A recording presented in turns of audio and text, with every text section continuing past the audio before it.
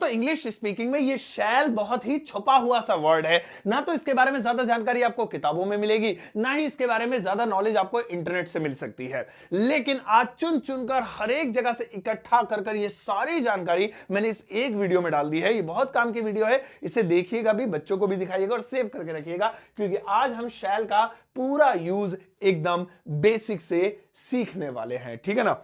तो शुरुआत कर देते हैं। मेरा नाम है सरताज, मैं हूं आपका इंग्लिश ट्रेनर, आपका इंग्लिश कोच, और आप देख रहे हैं सरताज क्लासेस।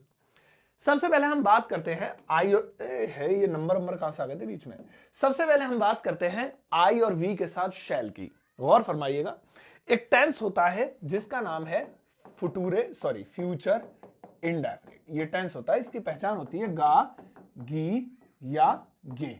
मैं जाऊंगा, कोई भी हिंदी का सेंटेंस जिसमें वर्ब के लास्ट में गा गी गया है, मैं जाऊंगा, तुम आओगे, हम खेलेंगे, इस सेंटेंस के अंदर एक ओल्ड थ्योरी है, ओल्ड रूल, एक न्यू थ्योरी है, न्यू थ्योरी है। ठीक है ना? तो न्यू रूल देख लीजिए पहले, क्योंकि नया जमाना है तो सब यही इस्तेमाल कर रहे हैं। न्यू रूल ये कहता है आई हो, वी हो, दे हो, ही हो, शी हो, नेम हो, इट हो, कुछ भी हो, आयु विदेशी निमित्त, सिंगुलर हो, प्लूरल हो, एक वचन हो, बहुवचन हो, डजंट मैटर, सबके साथ आपको विल लगाना है, सबके साथ विल लगाना है। मैं जाऊंगा, आई विल गो, तुम जाओगे, यू विल गो, वह जाएगी, शी विल गो, मतलब हर जगह यू, वी, दे, आई सबके साथ विल लगाना है। ये तो है मॉडर्न थ्योरी, जो कि हर एक को यूज भी करनी चाहिए, मॉडर्न इंग्लिश है, इंग्लिश स्पीकिंग में चलता है। लेकिन एक है ओल्ड थ्योरी, इसे ओल्ड थ्योरी भी कहते हैं और एकेडमिक थ्योरी भी कहते हैं, क्योंकि किताबों में जो एकेडमिक किताब होती है उसमें आज भी यही थ्योरी चलती है। तो ये वाली सुन लीजिए। ये थ्योरी कहती है कि इस टेंस के अंदर फर्स्ट पर्सन जैसे कि आई और वी, इनके साथ तो शैल लगाना है, लेकिन बाकी सबके साथ ही, शी, नेम, इट, यू, दे, कुछ भी आ जाए इसके अलावा अगड़म सगड़म, सबके साथ आपको विल लगाना है। तो जैसे मैं जाऊंगा तो आई विल गो नहीं, आई शैल गो, तुम जाओगे तो यू विल गो, ऐसे। तो आई क्योंकि फर्स्ट पर्सन है और यू बाकियों के पर्सन यानी सेकंड पर्सन में आता है वैसे, तो सेकंड और थर्ड के साथ हमें लगाना है विल। ये थ्योरी ध्यान रखिएगा। तो इसीलिए यहां पर हमारा पहला कॉन्सेप्ट जो है, एक बार आप इसका स्क्रीनशॉट लेना चाहें तो ले सकते हैं, ये बहुत काम की चीज जो आपके ओल्ड और न्यू थ्योरी पे है। ठीक है? तो मैं क्या कह रहा था कि यहां पे हमारा पहला वाला कॉन्सेप्ट है फ्यूचर इंडेफिनिट, जिसकी पहचान होती है गा, गी और गे। तो गा, गी, गे जहां आएगा वहां शैल लगाएंगे, लेकिन सिर्फ और सिर्फ आई और वी के साथ, बाकियों के साथ नहीं लगाएंगे। अब शैल का दूसरा यूज देखिए, शैल आए, इसका यूज किस में होगा? इसका यूज होगा दोस्तों एडवाइस के लिए, एडवाइस मांगना, ठीक है, यानी सलाह मांगना। जब आप किसी से सलाह मांग रहे हैं, यार फिल्म देखूं, सही है फिल्म, वो बाहुबली है, देख लूं, यार वो क्या नाम है, मकान बिक रहा है वहां पे, खरीद लूं, कैसा, क्या राय है आपकी, यार वो सरताज सर क्लास पे वीडियोस आती है, देख लूं, इंग्लिश सीखने के लिए। तो जब हम किसी से सलाह मांग रहे हैं, ऐसे में हम शैल आए का प्रयोग करेंगे। तो जैसे वो मकान बिक रहा है, खरीद लूं, हाँ अंकल जी खरीद लूं, बताओ पैसा बहुत है, खरीद लूं, सलाह मांग रहे हैं, तो हम कैसे कहेंगे? Shall I buy purchase the house, shall I buy the house या shall I purchase the house, तो सलाह मांगने के लिए। हाँ भाई साहब कार मिल रही है, खरीद लूं, शैल आई बाय द कार, हाँ भाई साहब वो फ्री में बट रहा है, ले लूं, शैल आई टेक इट, हाँ भाई साहब ये दरवाजा इसे खुला रहने दो ना, हवा आएगी, सही है, सही रहेगा, शैल आई ओपन द डोर, ऐसे। अगला आ रहा है शैल आई का यूज, ये होता है दोस्तों किसके लिए? ये होता है, जैसा कि लिखा हुआ आप देख रहे हैं, ये होता है हेल्प के लिए, यानी जब आप किसी को हेल्प यानी मदद ऑफर कर रहे हैं, याद रखिएगा, मदद मांगनी नहीं, मदद ऑफर कर रहे हैं। जैसे ये पापा दरवाजा खोलने आ रहे थे, मैंने मदद ऑफर किया, अरे पापा हो आप, बैठो मैं दरवाजा खोल दूं। मम्मी जो है दूध उबाल रही थी, मैंने कहा अरे मम्मी बैठो आप अंदर, मैं दूध उबाल दूं, है कोई पानी लेने जा रहा, भाई साहब बैठो मैं ला दूं पानी आपके लिए। आप लोग कुछ जैसे कोई भी मुझे मदद ऑफर करे या मैं आपको करूं, तो जहां पर हम हेल्प ऑफर करते हैं तो वहां पे भी हम शैल आई का प्रयोग करते हैं। जैसे हाँ भाई साहब दरवाजा खोल दूं, है बताओ। तो ये क्या हो गया, मैं मदद की मतलब मदद ऑफर कर रहा हूं, ये जम नहीं रहा, फिर से थोड़ी सिचुएशन बनाते हैं। कोई दरवाजा खोलने जा रहा था तो मैं बोलूं हाँ भाई साहब दरवाजा मैं खोल दूं, अब बैठो आप बैठो मैं खोल दूं। तो ऐसी कंडीशन में मैं कहूंगा shall I open the door, shall I open the door. अब यहां पे इस सेंटेंस को देखिए, ये सेंटेंस ऐसे भी हो सकता है किसी से आप एडवाइस मांग रहे हैं क्योंकि वो भी शैल आई में बन रहा है, और ये भी। तो ये सिचुएशन पे डिपेंड करता है कि इसकी मीनिंग क्या निकलेगी, है ना। तो किसी ने दरवाजा खोलने के लिए मुझसे कहा नहीं और मैं तब कहूं शैल आई ओपन द डोर, तो ऐसे में मैं क्या मांग रहा हूं, एडवाइस मांग रहा हूं। हाँ भाई साहब दरवाजा खोल दूं, सही रहेगा, तो एडवाइस हो गई, क्योंकि सामने वाले ने थोड़ी कहा खोलने के लिए, तो मदद कहां से हुई। और कोई जा रहा था खोलने और फिर मैं उस टाइम पे कहूं हाँ भाई साहब दरवाजा खोल दूं, आप क्यों जा रहे हैं, मैं खोल दूं, लाइए मैं खोल दूं, तो ऐसे में शैल आई ओपन द डोर क्या हो गई, वो ऑफर हो गया। तो ये बोला एक ही तरीके से आएगा, लेकिन जब लाइफ में अप्लाई किया जाएगा तो अपने आप पता चल जाएगा कि इसका क्या मतलब है सिचुएशन के हिसाब से। तो एक हो गया एडवाइस मांगने के लिए, दूसरा मदद ऑफर करने के लिए। अगला आता है शैल बी। शैल बी बहुत बढ़िया मतलब है, देखिए, है ना। इसका मतलब है होना है, होना है। देखो भैया खुश होना है तुम्हें, देखो वहां पर ऐसा होना है, वहां पर वैसा होना है। तो जब हम कोई काम करने की ऐसा उम्मीद करें कि ऐसा होना है, या किसी से कहें कि ये उम्मीद है तुमसे, तुम्हें ऐसा करना है, तो वहां पे शैल बी का प्रयोग करेंगे। जैसे मुझे कहना है भाई देखो तुम्हें खुश होना है वहां पे, ठीक है ना, ये मत होना कि दुखी हो जाना, देखो मैं ये उम्मीद करता हूं। तो कैसे, you shall be, you shall be happy, you shall be happy. बेहद सिंपल है। तो इस तरह से सभी लोग बना सकते हैं। अब आगे देखेंगे दोस्तों, अगला वाला यूज है शैल का, शैल बी तीन। अब ये तीन क्या है, ये है एक्चुअली में वर्ब की थर्ड फॉर्म, है ना। तो इसकी हिंदी होती है किया जाएगा, किया जाएगा।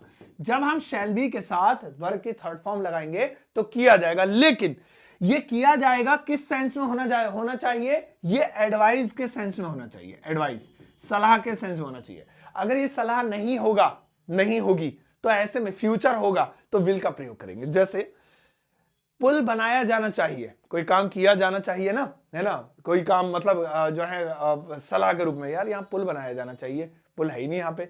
तो ऐसी कंडीशन में मैं ये कहूंगा अ fly over shall be constructed, ठीक है ना, कंस्ट्रक्टेड। या फिर अगर मैं कहूं फ्लाईओवर विल बी कंस्ट्रक्टेड, तो फिर वो सलाह नहीं, फिर वो ऐसे होगा एक फ्लाईओवर बनाया जाएगा, तो फिर वो फ्यूचर का पैसिव हो गया। तो बहुत कम लोग इसका यूज करते हैं, इसलिए ज्यादा यूज में भी नहीं है, कोई ऐसे बोलता भी नहीं है flyover shall be constructed, should लगा देते हैं उसकी जगह। तो कमाल की बात यह है शैल का पास्ट टेंस ही शुड है, तो इसलिए लोग शुड का ज्यादा यूज करते हैं ऐसी कंडीशन में, कोई काम किया जाएगा या किया जाना चाहिए एडवाइस के रूप में। अब अगला आता है शॉन्ट। ये क्या है, तो जैसे विल और नॉट को मिलाकर वांट बनता है, दोस्तों शैल और नॉट को भी मिलाया जा सकता है, शैल और नॉट को भी मिलाया जा सकता है और मिलाकर बनता है शॉन्ट। तो जैसे मैं नहीं आऊंगा, इसे आप ऐसे भी लिख सकते हैं आई शैल नॉट कम, या आप इसे ऐसे भी लिख सकते हैं आई शॉन्ट कम। सिंपल, शॉर्ट है, मतलब ये स्टाइल है, तो कोई इसका अलग मतलब नहीं है, ये बस एक स्टाइल है कि आप शॉर्ट में शैल और नॉट को मिला के भी लिख सकते हैं। इन सभी सिचुएशन में कभी नॉट आए तो शॉर्ट कह सकते हैं, नहीं तो शैल नॉट कह सकते हैं, दोनों सही है। अब अगला आता है शैल हैव। शैल हैव ये है पास होगा, कोई सामान मेरे पास होगा, है ना, लेकिन ऐसा होगा जहां पर मैं अपने आप को ही सलाह दे रहा हूं या किसी को सलाह दे रहा हूं कि यह होना जरूरी है। जैसे मेरे पास एक कार होगी यार, क्योंकि कार की जरूरत है। अगर मैं ऐसे फ्यूचर में कहूं मेरे पास एक कार होगी, तो विल आएगा, I will have a car. लेकिन अगर मैं सलाह के रूप में कह रहा हूं यार मेरे पास एक कार होगी ना, तभी मैं ये काम कर पाऊंगा, तो मैं ये कहूंगा I shall have a car, I shall have a car. क्योंकि इसका यूज बहुत जटिल होता है, इसलिए लोग इसका यूज ही नहीं करते हैं। लोग कहते हैं अच्छा वो एडवाइस है तो ऐसे कह दो ना I should have a car, मेरे पास एक कार होनी चाहिए, खत्म हो गया। तो वो ज्यादा इजी लगता है, तो लोग शुड बोल देते हैं। लेकिन आप मेरे पास एक कार होनी चाहिए या होगी, तो I shall have a car, advice के रूप में, सलाह के रूप में। अब इसके बाद आता है शैल और शुड। देखिए मैंने कहा था ना शैल का ही पास्ट टेंस है शुड। तो अब इसका यूज कैसे होगा, इसका यूज होगा दोस्तों जब हम कोई चीज गा गी गे का प्रयोग पास्ट में करेंगे, गा गी गे का प्रयोग पास्ट में करेंगे। फॉर एग्जाम्पल जैसे हिंदी लिखनी पड़ेगी अब समझाने के लिए, जैसे मैं जाऊंगा, मैं जाऊंगा, मैं जाऊंगा, तो ये क्या है, ये पास्ट नहीं है, फ्यूचर है। तो वही ओल्ड थ्योरी कहती है शैल लगाओ, आई शैल गो, आई शैल गो। लेकिन अगर इससे पहले मैं लिख दूं पापा ने कहा, पापा ने कहा कि मैं जाऊंगा, तो अब पापा ने कहा ये तो पास्ट हो गया। तो इसका मतलब ये भी पास्ट में बनेगा।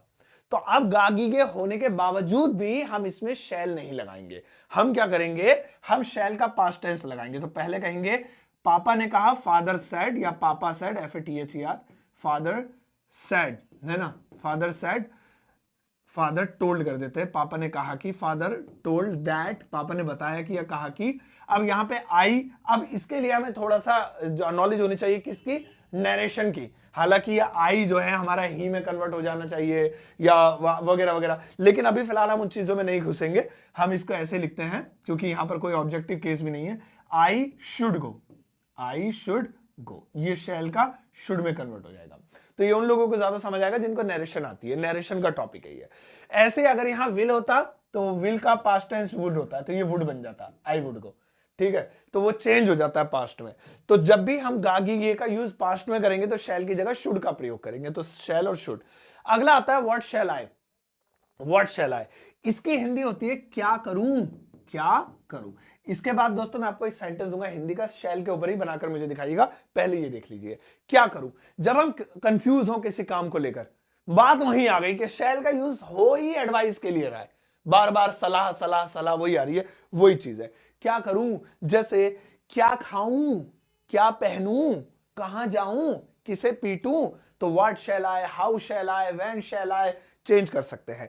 जैसे क्या पकाऊं, मम्मी ने कहा आज क्या पकाऊं, तो कैसे बोलते हैं, इसके 3 तरीके हो सकते हैं जो लोग सबसे ज्यादा यूज करते हैं।